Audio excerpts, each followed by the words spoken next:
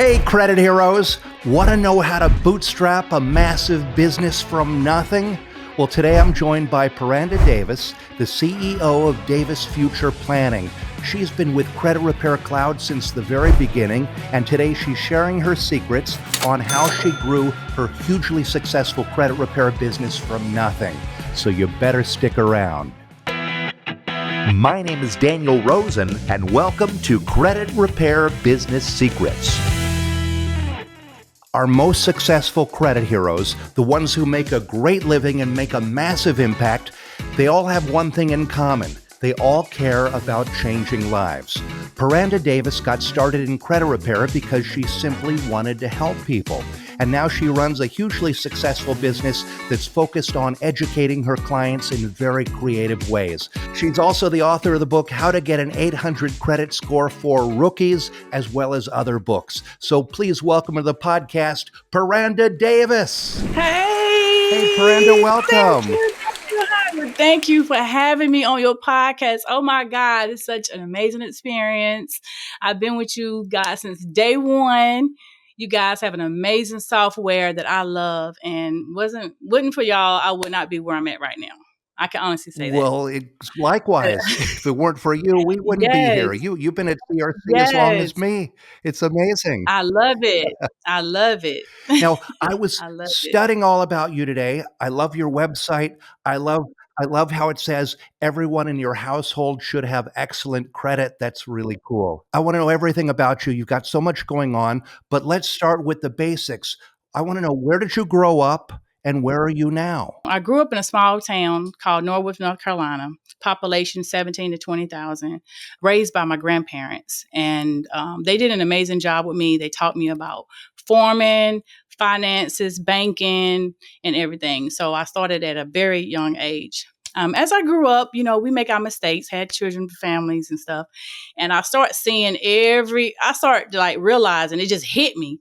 I started realizing the benefits that my grandparents had taught me. Everything was just right there when I was little. Mm-hmm. And it was just so amazing that I was able to use those seeds to help raise my family as a single parent. Most people start to learn about credit repair because they have credit issues of their own. Did you have credit issues of your own? I did have credit issues of my own. That was around when I was like 25.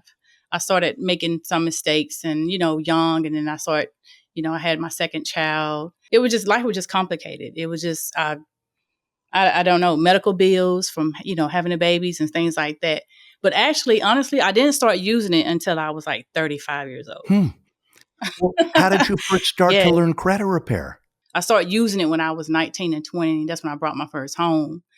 And then I started getting into investments and things like that. So things just got better from there. But then, you go through relationships and they don't work out, and divorce and it don't work out. So then you have to change it up a little bit and just try to make it better. Yeah. And what motivated you to turn it into a business? I had a conversation with my cousin.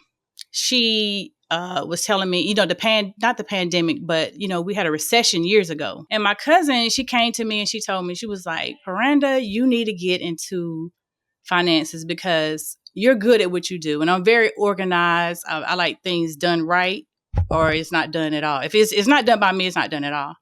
So she just brought the idea to me and I talked it over with my significant other and he was like, let's go for it. And I did. And then I did my research. I hired someone from Florida to do the research in my area. He said, Paranda, you have no competition. Wow.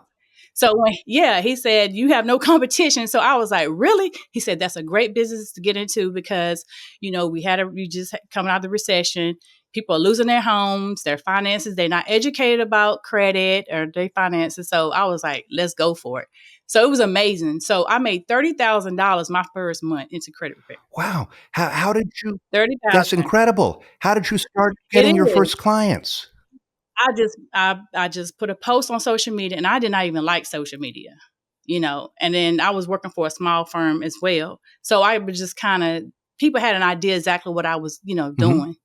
So it just I don't know, it was amazing. I can't explain it. But there was people coming to me. It was coming to me very back to back, So, that's just a blessing from God. And then from there, as the months went by, people start seeing results. That's awesome. And how many clients do you have today? Probably about 1,000. With so many clients, what's your secret to keeping them engaged and committed throughout the credit repair process? Mm, Communication and being honest. Document everything that you do, because you're gonna have some clients. These clients, they have personal issues going on. They're upset. They've been through things, and they don't understand. So communication is the number one thing, and make sure you document every step of the way of your process. And you have to have an amazing team, because it's hard doing it just by yourself. yeah. So How long were you doing it all by yourself at the beginning? maybe about 7 years is just completely by myself. Nobody was on board or nothing. Like the 7 years. And then the rest, I said I wanted to grow Mhm. more. So I had to start hiring people, start duplicating myself, so then that way I can multiply my income. When I went in, I set my first office up, and then I just Googled credit repair, software, and you came up first, and it was just blue, and it was just so beautiful. It was just the energy, and you Well, always happy. It was just, well, thank you. yeah, you keep us going. Thank you so Yeah, you much. keep us We alive. didn't have Yeah. competition back there either. I know you Yeah. did, because when I first went in, you guys just popped. It was no other software out there. Right. Thank you for taking a chance on us. I'm Because you've been with us so long, how has Credit Repair Cloud played a role in your journey, and how does the software help you with your business? It makes my life a whole lot easier, honestly. I can almost cry right now. Yeah, I can communicate with my employees, my clients, my affiliates. It's just easier. I can travel, I can go anywhere, and then I can work from wherever I want to be at, like the gym, out of the country. I can be anywhere and still able to work and communicate with my clients and my affiliates and my employees. Well, we have a lot of cool things coming that I think you're gonna really like Oh a yeah, lot. I bet you Yeah, do. we do. Now, Yeah. you mentioned that watching your clients reach their credit goals is something you really enjoy. Mhm. Can you share a memorable success story of a client whose life was changed with your services? Single parents that was once homeless in a shelter, and that I witnessed, and I held their hand the entire way. That was amazing. And that's what touches me. It's just helping someone from the start to the end and complete and reach their goals, because that's something that their children, that they can pass on to their children and give back. The relief and the pain that comes off their back. I'd have had two clients that almost fainted in my office. Wow. Well, actually, one of them did, yes. Yes, they did. So they was like, "Girl, you just have that black girl magic." Yeah, on your site, you had a video of a woman Yeah. who it looked like you helped her to get into a new home, and it was beautiful, and she was crying, and I was crying. It was an amazing video. Yes, thank you, thank you. Yeah, and she's still doing well as of today. That's so She's good. she's even gotten better. Yeah. Mhm. And I was looking at all kinds of stuff about you today. Your reviews on Google are amazing. That you're, like, right up there at just about 5 stars. How important are client referrals and testimonials to your business? They're very important for the Google reviews. I always ask, especially when I do the email blast or communicating back and forth with the clients, and I just ask them, just leave me a Google review. I don't tell them exactly what to do. I said, just be honest. And so if anything bad, just put it out there, because I just want the Mhm. truth. You know, Everything can't be perfect. And they do. And I was picked expertise out of 476 credit repair companies. I came up within the top 12. Wow, Yeah, Charlotte and surrounding area. So yeah, that's so amazing. that was amazing. I got my badge for that as well. Good for you. And so, Yeah. at the end of working with them, is that when you encourage them to leave reviews? How does that work? Oh, sure. Okay. Yes, I encourage them to leave reviews if they want to. Some most people is very private, so I do respect that. But I always just put it out there, because they could be helping someone else. Because that's the first thing we do now, and like they go to Google, they look at the reviews and they read the review. So that's very important. And I tell you, communication is the number one, and being honest to your clients. How do you leverage those reviews or success stories or testimonials in your marketing to demonstrate the Mhm. effectiveness of your services?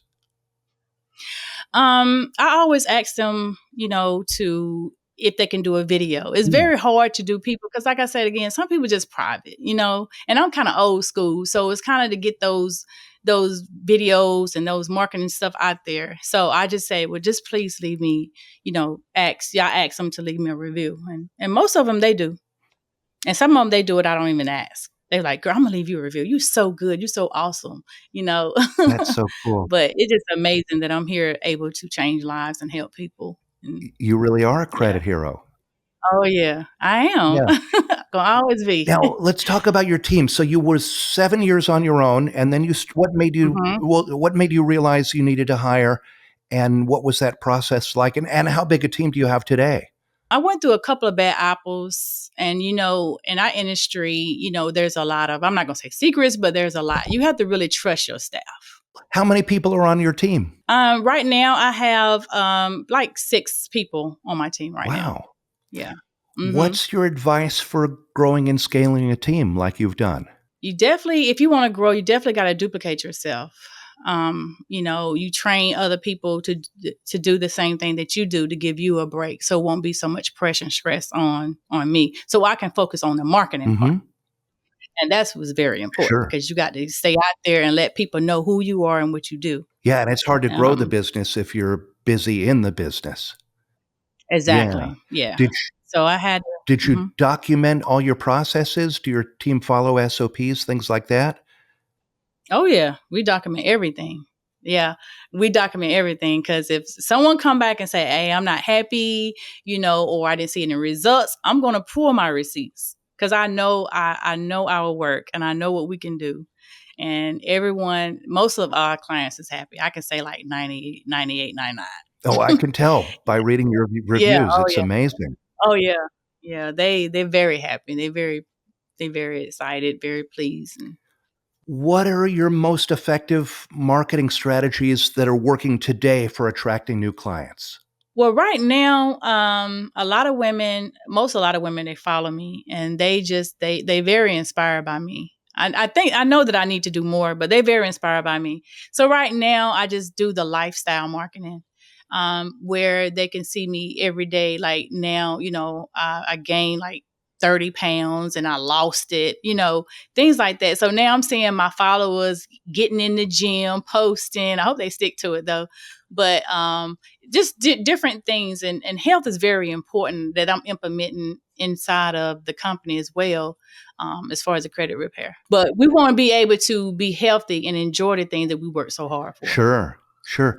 And Hmm. I saw a lot of your lifestyle videos. I saw a ton on TikTok and your content on Instagram. How much does social media drive your business? A lot. Yeah, social. I really depend on social media, for my business because that's what we do right now. The first thing we do, we're gonna pull out our phones. We're gonna pull out our phones, and I'm kind of goofy a little bit, and I love to laugh, and I like to dance, do crazy dances and stuff, and that's a part of me that a lot of people they don't see outside of me just working all the time. Yeah. Yeah, and it's interesting the Hmm.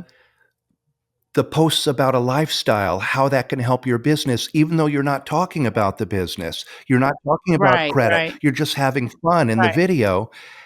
Right. It's Right. really cool that that drives Hmm. business. And I also saw on Instagram, you run a lot of promotions around holidays and events. So what's the strategy around those promotions? Well, most of my people they say that they can't afford the services, so it gives them the opportunity within those holiday months to try our services out. Even like the first 45 days, whenever they get their results, they're going to be, oh my God, amazing. Like, oh my God, like almost everything came off my credit report. So that's all I need. Then they're going to go tell somebody else. So that's it. And I could drill. That's my little funnel. That I can drill them in at around about that time. And also, it's cheap, 30% off during the Yeah, holidays. that's really clever. I want to talk about your books. You've released 2 books, right? Oh, Yes. yay. There it is. How to get an 800 credit score for It's rookies. story. Cookies, yes. It was released actually on Valentine's Day, 2015. And then I have my children book as well. Yeah, and that Hmm. one's called Cornbread, the little girl that Cornbread. asks a lot of questions. Yes, and those are my grandparents And that there. was you. Well, as I said earlier, my grandparents, I was raised on a farm, and my grandparents taught me so much about agriculture. They just taught me about life at a young age, and my parents was Jehovah Witnesses. So we would have to go in the garden, feed the pigs, catch the chickens and the goats, things like that. And seeing my grandfather, like he slaughtered them, he cooked it, the vegetables. We grew our own food. So, and I used to make up excuses because sometimes I didn't want to go out there and work, I basically just stayed in the house and just like cooked for my grandparents. Did like little girly stuff inside the house and played with dolls. I didn't really want to work outside, but yeah. So, and then we would go shopping to the bank. We'll go to the bank, and I always be the one that, hey, I want a sucker, stick my little head out, things like that. And I just seen how my grandparents, they just really managed money, and they really knew how to. They didn't get caught up in stuff. They just knew how to survive. And my grandfather, he was in the army, so it was just all about like survival and just living. Hmm. Writing 2 books is quite an amazing feat, and writing a book really shows that you're the expert. What effects have you Yes. seen on your business by publishing these books? Man, let me tell you, if you have a business, you got to have a product. So I've written the book in layman's terms because when I first got into the business in 2013, everyone was like, Paranda, I don't know what you're talking about. And I'm sitting over there telling, teaching people how to use credit cards, the percentages and things. And they were just lost. Like they didn't understand nothing I was talking about. So I said, well, let me just break this stuff down into layman's terms where you guys can understand. And that's what I did. And I have sold over made over 20 grand, $20,000 selling my books. I did great. Like it was amazing. It's on Amazon. And I was very, very blessed to actually write my first book and put it where people can understand. And people are still buying it now today. I see people talking about that now. Other companies or credit repair companies are, talking about it. So I say, But actually, I was the first Black female that wrote a book, How to Get an 800 Credit Score. So Awesome. I'll get my reward for that. Well, congratulations. Yeah, thank you. Okay, I wanna talk about credit repair itself. Okay. So, of all the credit repair strategies you've learned, Mhm. which one do you think was the biggest game changer for you? Being consistent with them, getting on the credit bureau's nerves. You have to be on time. You can't miss a beat with them. Knowing the laws and just knowing, that's how you get them. And then how do you deal with credit bureau stall letters? They seem to be sending more and more. Oh, see, I'm the credit beast, so I just say just ignore that. Just keep I'm going going. to keep bugging them. Yeah, just keep going. Just keep going.